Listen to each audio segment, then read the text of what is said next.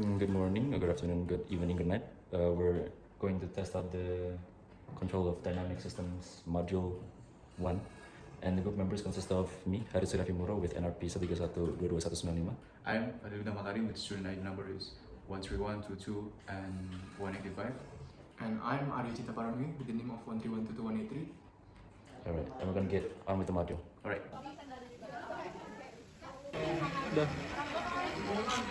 Okay, so for the next part of our experiment, we are told to explain the magnitude of each value, PID, and its effects the response graph in terms of rise time, overshoot, and steady state error.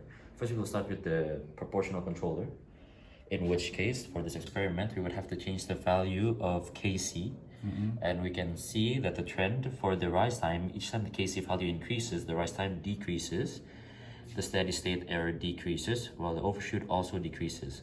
So the trend is all the same for the rise time, steady state error, and overshoot. After this, I will show the graph.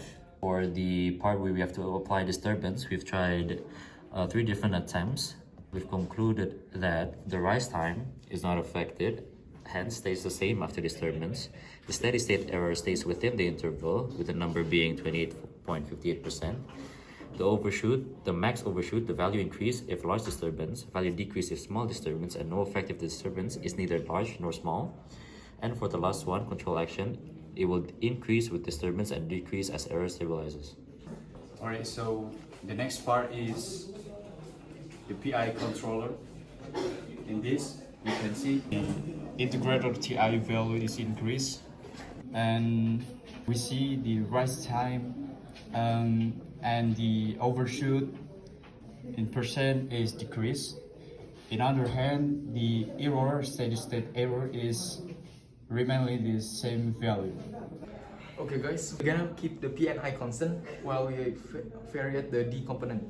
Okay. So as you can see from this graph, as we increase the D value, the rise times become longer, and while the maximum overshoot, they become smaller. The system become more and more stable, while the steady state error become more and more to be around 0.